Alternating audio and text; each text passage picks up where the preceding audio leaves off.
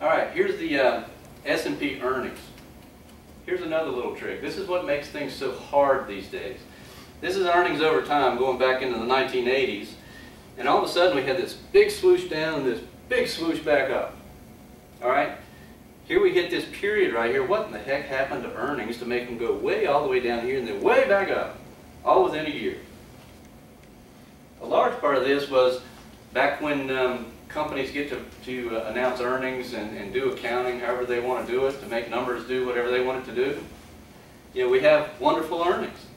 And then in, what was it, 2007, the laws changed so that companies had to do a mark-to-market accounting on all their securities. That means you got to account for your securities for what you could actually get if you put a for sale sign on them. Turned out they weren't worth anything. Earnings went way down. How did we fix it? Go back to the way it was. Okay, and then back up they go. There was a cartoon years ago. I don't know if you guys ever watched the Simpsons cartoons. Anyway, when my son was little, I didn't watch cartoons either. But you know, when my son was small, I watched the Simpsons cartoons with my son, right? And there was one episode.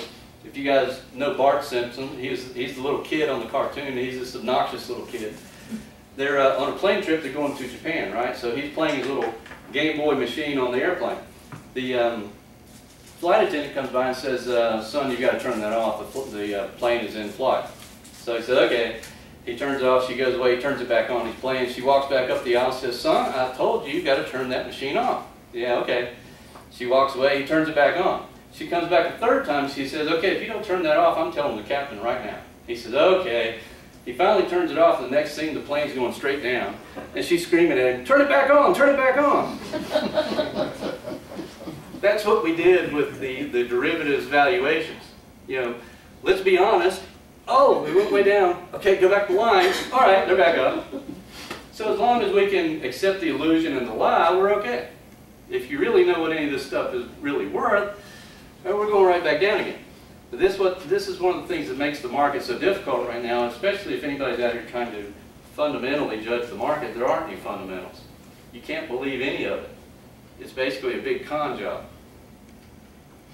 Now, here's something cool. I like this. This is a $50 billion bill. This is Zimbabwe, by the way. Zimbabwe did the same thing. They've already run this course. By the way, the guy who is the equivalent of Ben Bernanke has a doctorate degree in economics. Now, if you guys think about it, the people who have gotten us in all the trouble that we're in all have doctorate degrees from economics. They're all from MIT or Harvard or somewhere like that.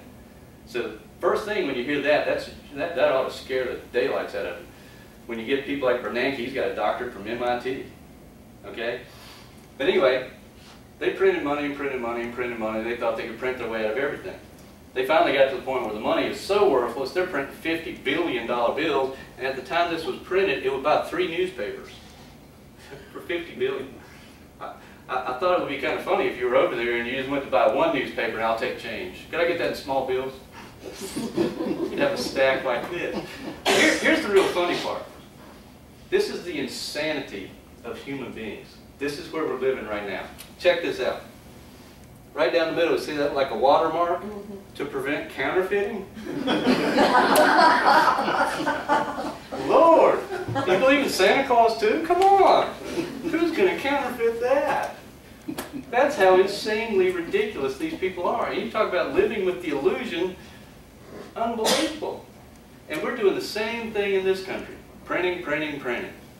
And it's not going to work in this country either. Didn't work in Zimbabwe, not going to work here. Anyway, I liked it.